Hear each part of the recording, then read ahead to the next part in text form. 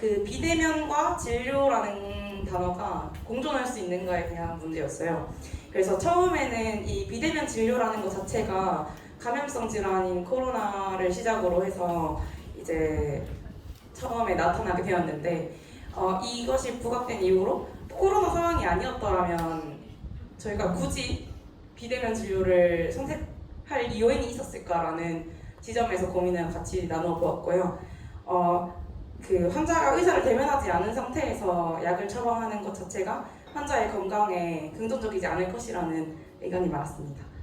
그리고 두 번째로는 현재 이 비대면 진료가 진행되고 있는 목적이라고 할 수 있죠. 그래 추진하고자 하는 방향성이 취약계층의 약의 접근성을 높인다라는 이유가 있었는데 관련해서 인공지능이나 뭐 이런 비대면 진료 이런 것들을 적극적으로 활용하는 것이 정말로 취약계층의 약 접근성을 높이는 데 도움이 되는가라는 부분에 대해서 같이 얘기를 나누었습니다.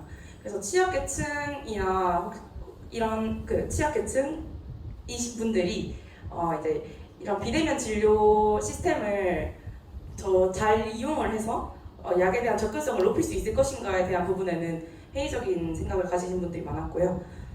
또한 거동이 불편한 환자분들의 경우에도 비대면 진료보다는 이제 가정 주치 제도나 혹은 방문 양료 서비스를 활성화하는 것이 더 도움이 될 것이다라는 의견이 있었습니다. 그리고 세 번째로는 비대면 진료나 약 배송과 같은 관련 문제에서 항상 이제 약사의 직능이 과소평가되고 있다라는 문제점이 있었는데요. 또한 이 약사의 그 업무에 있어서 고객 지도라든지 환자와의 라포 형성 이런 것들이 굉장히 중요한 요소로 작용하는데 비대면 진료는 환자와 의사의 라포 그리고 환자와 약사의 라포 형성 등을 전혀 고려하지 않은 이런 문제점이라는 것이 존재했다라고 이제 얘기를 나누었고요. 마지막으로 네 번째는 개인정보 관련 문제였습니다. 저희가 플랫폼 업체가 어떤 식으로 개인정보를 활용할지 아무도 알 수 없는 상황에서 현재 관련 법적인 규제나 가이드라인도 명확하지 않은데 이 플랫폼 업체가 환자의 그 약물 사용이나 그런 관련 자신의 건강 관련 정보를 플랫폼 업체가 사용할 수 있도록 내버려 두는 것이 과연 맞는가에 대한 의문이 든다라는 의견을 나누었습니다. 이상으로 저희 4조 토론 결과였습니다. 네, 마치겠습니다. 아주 훌륭한 사조와 함께해서 너무 좋았습니다. 그 다음에 혹시 아까 5조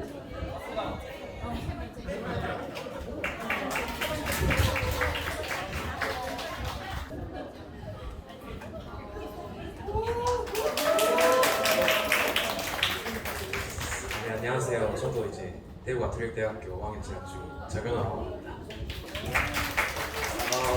저희 조는 5조이고요. 이름은 만나라고 지었습니다. 맞나? 그러니까 그 대구 사투리로 만나가 아니고요.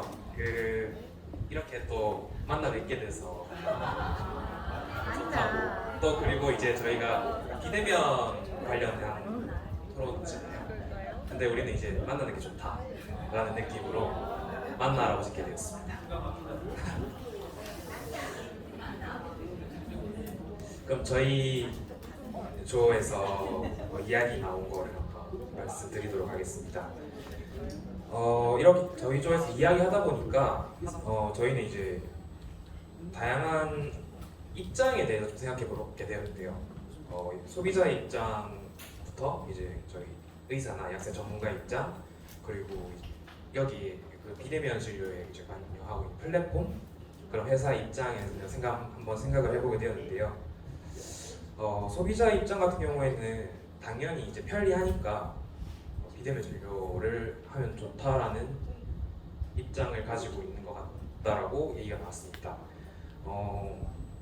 이제 뭐 병원 그 비급여 약품 같은 경우에는 가격이 다른데 그거를 이제 일일이 싼 곳을 찾아서 갈 필요가 없고 뭐 어플을 통해서 가장 싼 약을 받을 수 있기 때문에 당연히 이제 편한 쪽을 선택하는 입장이라고 생각하였고요. 여기에 이제 플랫폼 회사가 들어가는데 플랫폼 회사 같은 경우에는 이렇게 비대면 진료를 하게 되면 그 환자들의 데이터, 즉 이제 건강 정보라든지 복용하고 있는 약 같은 그런 정보들을 가지게 되는데, 과연 이러한 정보들이 이런 민영 회사 같은데 가면 아마 그 민영 회사들은 이제 이윤을 위해서 사용할 확률이 크다고 생각합니다. 예를 들면 보험회사랑 한다든지 그런 입장인 것 같고요. 전문가 입장에서 봤을 때는 이제 의사 같은 경우에는 이제 물론 이제 비대면으로 요즘은 비대면 진료가 전화로 진행되는 걸로 알고 있거든요.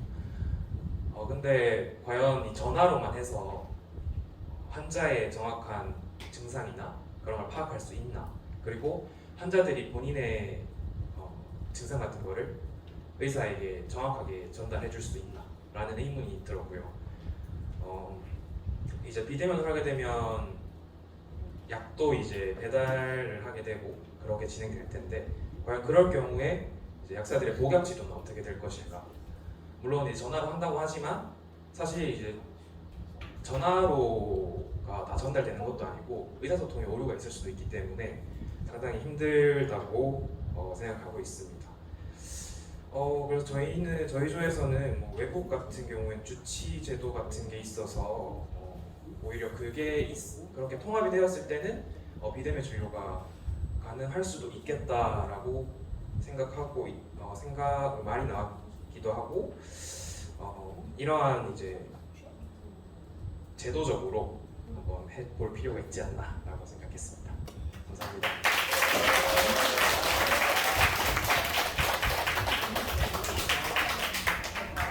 첫째 조 혹시 발표하고 싶으신 조가 있으시다면 1조? 1조에서 해주시면 되겠습니다.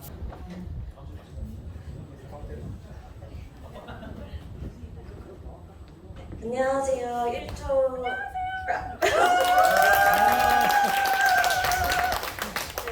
네, 저희는 1조 1등이라고 지었습니다. 1조 1등. 저는 계명대학교 4학년 최윤선이라고 합니다. 저희는 팬데믹으로 시대의 흐름과 시민의 요구가 편의성을 이미 겪었기 때문에 막을 수 없는 흐름이라고 생각하고, 이 제도의 정착 과정에서 어떤 논의가 이루어져야 해야 할지에 대해서 중점적으로 얘기를 해보았습니다.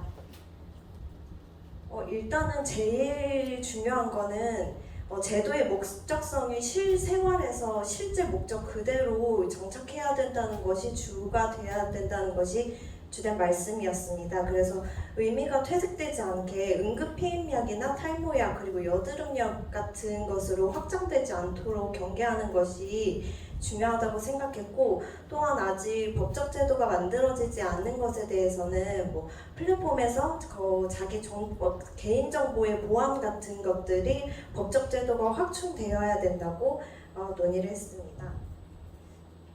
그리고 몰랐던 사실도 알게 되었는데요. 비대면 약국에서 30%의 약국 지분 매출만 비대면으로 제한한다는 사실은 저 학생으로서 몰랐었는데 현직 약사님들 통해서 알 수 있어서 좋은 기회였고요. 그 미래 얘기를 하다가 94년도에 있었던 낙동강 페놀 사태에 대해서 한번 얘기가 나왔었는데요. 낙동강 페놀이 발견되면서 그 미래는 강에서 의약품이 발견되지 않았다라는 미래보다는 다른 미래, 그러니까 물을 사 먹게 되는 결과를 낳게 되었다고 합니다.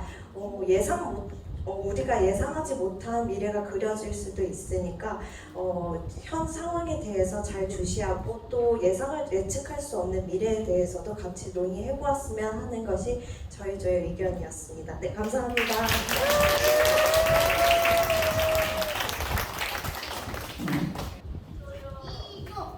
네, 다음에는 2조에서 발표해 주시겠습니다.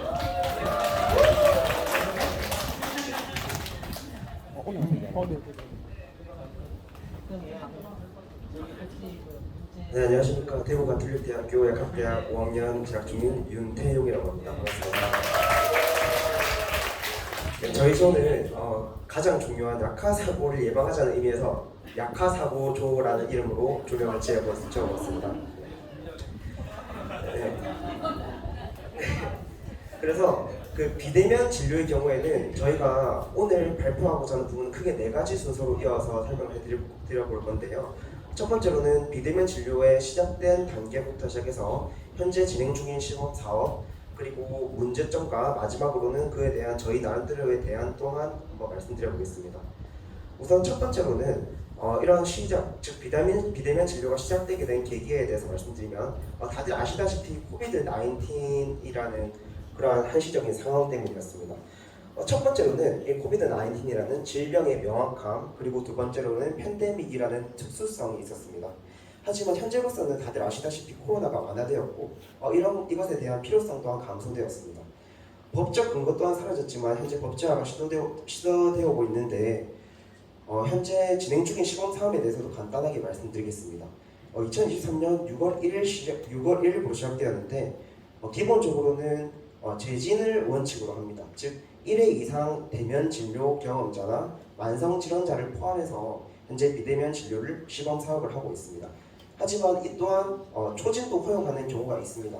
섬이나 벽지 환자 또한 그리고 거동 불편자나 감염자 확진 환자도 초진을 허용을 해주고 있습니다. 현재 실행 상황에 대해서 간단하게 말씀드리면 진료 방식은 화상 진료가 원칙이지만 곤란할 경우에는 음성 전화도 가능하고 있습니다. 그리고 처방전을 전달할 때는 환자가 지정하는 약국으로 팩스나 이메일을 송부할 수 있다고 합니다. 물론 지금까지 말씀드렸던 부분들은 다들 아시고 있는 부분이라고 생각을 합니다. 그래서 이제는 추가적으로 이 현재 비대면 진료에 대한 문제점에 대해서 몇 가지 짚어보려고 하는데요. 첫 번째로는 경제성 측면을 저희는 놓칠 수 없었다고 생각합니다. 경제성 측면에는 크게 사회적 비용과 환자에 대한 그런 장비 비용에 대해서 말씀드리고 싶은데 비대면 수가가 현재 130%나 적용된다는 걸 다들 알고 계셨나요? 굉장히 많이 크죠? 네. 건강공단의 재정도 안 그래도 많이 없다고 말을 하는데 130%나 이제 적용이 된다는 건 너무 큰 금액을 지금 비용을 지불할 수 있다고 생각합니다. 또한 뿐만 아니라 현재 앞서 많은 조들이 말씀 주셨듯이 다이어트 약이나 탈모 약 같은 경우도 이게 생각보다 다이어트 약 같은 경우는 형정의 약들도 많고 오용 남용 시 약화 사고가 이뤄질 수도 있는 문제가 많은데 이것 또한 사회적 비용이 증가하는 원인이 될 수 있다고 생각합니다. 그리고 이러한 비대면 진료가 의료 취약 환자 계층들에게도 도움이 되기 위해서 개발된 것이라고 들었는데 결국에는 환자들이 그러한 좋은 장비를 비대면 진료를 이용한 카메라, 좋은 고화질 카메라를 구비할 수 있는 능력이 될 수 있을지도 의문이었고 그래서 이러한 체계적 인프라가 현재 필요한 상황에서 조금 더 구체적으로 구축이 되어야 된다고 생각했습니다. 세 번째로는 이것 또한 앞조에서 말씀을 주셨는데 환자와 약사 간의 그런 라포 형성에 있어서 그 관계가 조금 소홀해지면 복약수 농도의 저하에도 영향을 미칠 수 있다고 생각을 했습니다. 마지막으로는 그 개인정보 같은 경우도 이제 현재 미국에서 계속해서 나오는 문제라고 하는데 이런 빅데이터들이 환자들의 정보를 계속해서 모아가면서 그 환자가 나중에 보험을 가입하는 과정에서도 공정성에서 어느 정도의 영향을 미칠 수 있다고 합니다.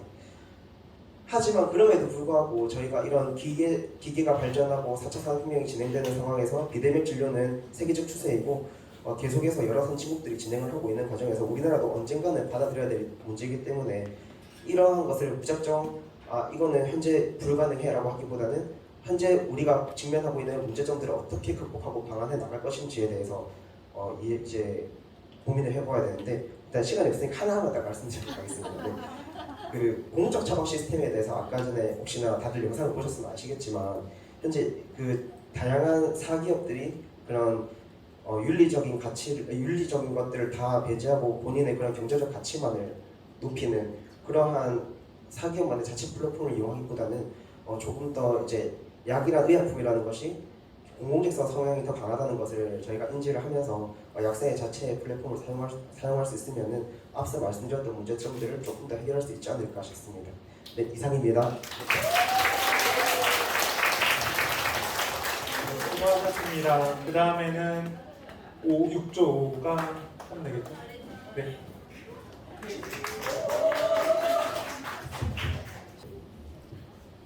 네, 안녕하세요. 저희는 욕조고 저는 성균관대학대 6학년 재학 중인 김연희라고 합니다. 일단 저희는 크게 세 가지 주제에 대해서 이야기를 나눠보았는데 첫 번째 질문은 비대면 진료는 다른 제도와 비교하여서 상대적으로 보편적인 국민 건강 증진에 효과적인가? 라는 주제로 얘기를 해봤습니다. 여기에서 보편적인이라는 단어를 키포인트로 얘기를 해보았는데 감염병이나 위기 상황에서는 보편적인 건강 증진에 효과적일 수 있다라는 의견이 있었으나 비대면 진료 이용에 있어서 어떤 정보에 대한 격차나 이런 차이 때문에 보편적인 증진에 효과적인지는 좀 의문점이 있다라는 의견도 나왔습니다. 또한 비대면 진료라는 게 선벽지에서 어떤 이용이 많이 이루어지기 위해서 나온 것으로 알고 있는데 그 선벽지의 이용자에 대한 증명이 되고 있는가라는 의문점도 제시하였습니다.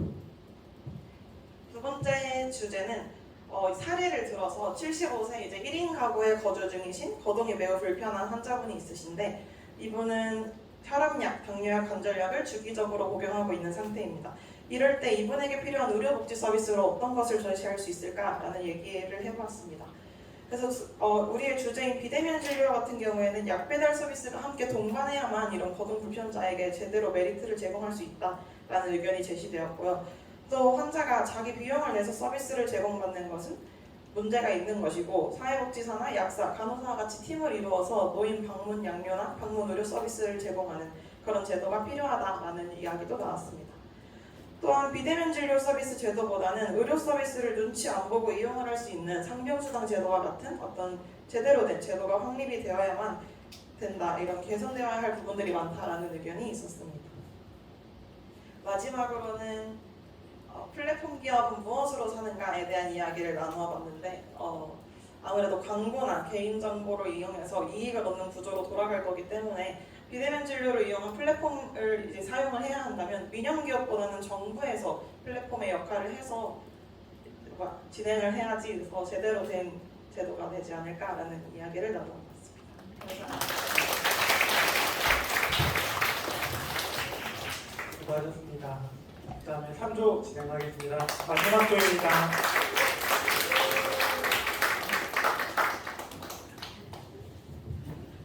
네, 안녕하세요. 저는 경성대학교 5학년에 재학 중인 곽지연입니다. 저희 조 같은 경우에는 저희 3조는 이름을 리종으로 결정했습니다. 일단 보건의료계에서도 평등을 목표로 하고 있고 저희 조도 다양한 사람들이 모여있기 때문에 이렇게 지어봤습니다. 일단 우리나라 같은 경우에는 코로나 이후에 비대면 진료의 필요성이 대두되고 있는데요. 특히 우리나라 같은 경우에는 비대면 진료에 대한 적절한 인프라가 구축되어 있다고 생각합니다. 일단 총 3가지 이유를 생각해봤는데 첫 번째로는 사회 구조상 이제 IT 기술이 발전되어 있기 때문에 인터넷 속도가 빠르고 이로 인해서 비대면 진료에 굉장히 적합하다고 생각합니다. 또한 두 번째로는 대부분의 국민들이 카드를 사용하고 있기 때문에 전산화되어 있는 구조이고 이제 마지막으로는 우리나라에 국한된 것은 아니지만 코로나라는 이데올로기를 겪고 그 시대의 흐름 때문이라고 생각합니다. 네, 저희는 각 계층에서의 이익을 생각해봤는데요. 첫 번째로는 플랫폼 업체입니다. 플랫폼 업체에서는 건강기능식품과 또한 다른 의료기계 판매가 가능하고 약사 같은 경우에는 일단 이 비대면 진료를 시작하는 순간 각 약국에서 가지고 있는 의약품이 한정적이기 때문에 대체 조제에 대한 필요성을 주장 가능하다고 생각합니다. 보험사 같은 경우에는 보험비를 어느 정도 절약할 수 있으며 국민 같은 경우에는 코로나로 인해서 대면에 대한 공포감이 생겼고 또한 편리성을 이미 알기 때문에라고 생각해봤습니다. 그러나 이런 여러 이익이 있음에도 불구하고 결국 국민 건강 상태가 증진되는지를 평가해야 되고 또한 어떤 것이 우선되어야 하는지 판단하는 것이 중요합니다. 공공병원 설립 또한 그리고 취약계층 등 공공의료 서비스가 먼저 이루어져야 된다고 생각을 했고 또한 부족한 부분에 대해서 플랫폼은 보조적인 도구로 도입되는 것이 더 좋다고 이야기를 나눴습니다. 마지막으로 특정 계층의 이익이 과도하게 돌아가지 않는지에 대해서도 경계해야 한다고 이 얘기를 나눠봤습니다. 감사합니다.